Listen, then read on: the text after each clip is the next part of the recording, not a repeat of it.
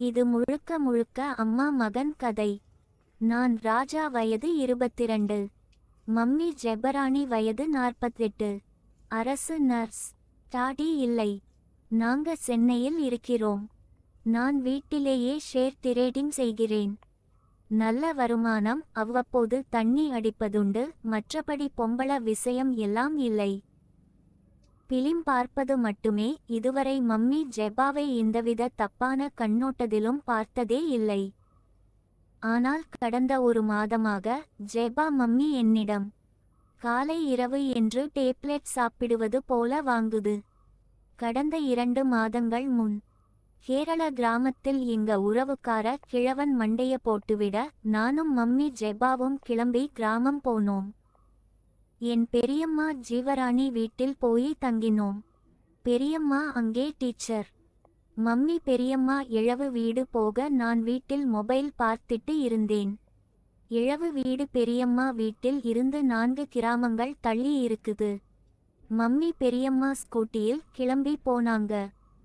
நான் வீட்டில் தூங்கிட்டு இருக்க மதியம் 3 மணியளவில் காலிங் பெல் சப்தம் கேட்டு கதவை திறக்க அங்கே மம்மி ஜெபா நின்றுக்கிட்டு இருந்தாங்க. டேய் தம்பி, பாடி நாளை காலைதான் எடுக்கிறாங்க. பெரியம்மா இழவு வீட்டில் இருக்குது. எனக்கு தலைவலி அதிகமா இருக்கு, குளிச்சு தூங்க போறேன். நீ மம்மிக்கு ஒரு ஹெல்ப் செய்வாயா? சொல்லு மம்மி, என்ன ஹெல்ப்? டேய், இழவு வீடு போயிட்டு வந்திருக்கான். மம்மிக்கு தலைக்கு தண்ணி ஊத்தணும். நீதான் செய்யணும். ஐயோ, நானா மம்மி? ஏன்யா பக்கத்து வீட்டு ஆளையா கூப்பிட முடியும்? நீதான்யா செய்யணும். சரி மம்மி. மம்மி ஜெபா பாத்ரூம் போக நானும் பின்னால் சென்றேன். டேய் ராசா குட்டி, நம்ம பேக்ல மம்மி மாத்து உடை வச்சிருக்கேன், எடுத்து வா, நான் குளிக்க ரெடியாகிறேன் என்றாள். நான் பேக் எடுத்து மம்மியின் சேலை பிளவுஸ் பாவாடை எல்லாம் எடுத்து வர, இல்ல ராசா, பாவாடை மட்டும் போதும், மத்ததெல்லாம் ரூம் வந்து மாத்திக்குறன் என்றாள். நான் பாவாடை எடுத்து கொடுக்க மம்மி அதை அங்கிருந்த பைப்பில் வைக்க சொன்னாங்க. மம்மி இப்ப சுவர் பக்கம் திரும்பி சேலை பிளவுஸ் எல்லாத்தையும் வாளியில் தண்ணீரில் அமுக்கினாங்க. ஏலே தண்ணி எடுத்து ஊத்துடா. மம்மி தலை முடியை விரித்து போட்டு கீழே உட்கார்ந்தாங்க.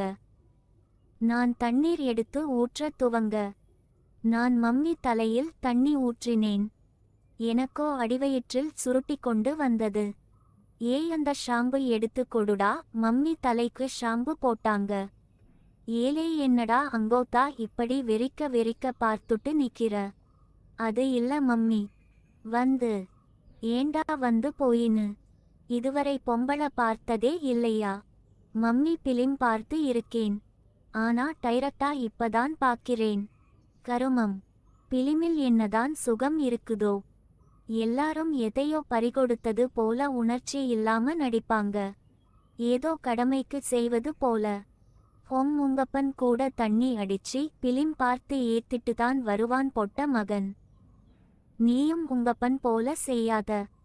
நான் ஒன்றும் பதில் சொல்லாம நிற்க, ஏ மம்மி குளிச்சு வாரேன், நீ போய் ரெஸ்ட் எடுடா.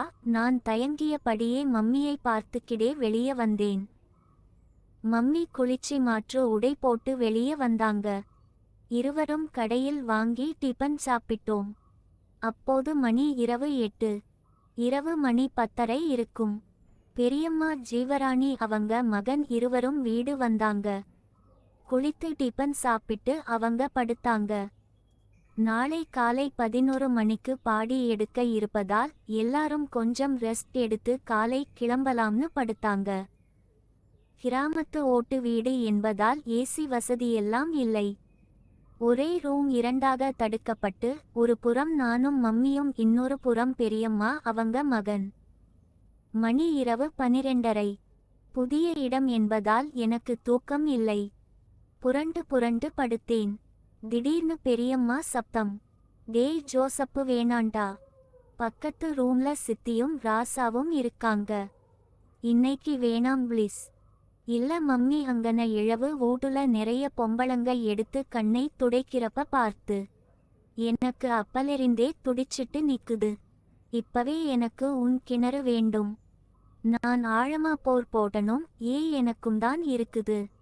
ஓகே, சீக்கிரமா ஏறி அடிச்சிட்டு இறங்கு. அவங்களுக்கு தெரியாம சத்தம் இல்லாம செய்யணும்.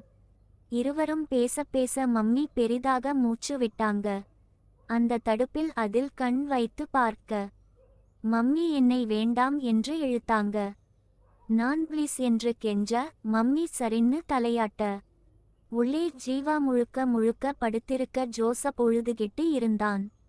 ஐயோ, ரொம்ப வருடம் கழிச்சு என் கிணத்துக்குள் நீச்சலடிக்க திமிங்கலம் கிடைத்தது.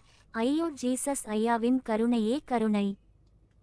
அந்தகால ஹீரோயின் தங்கப்பதக்கம் பிரமிளா போலவே இருந்தாங்க.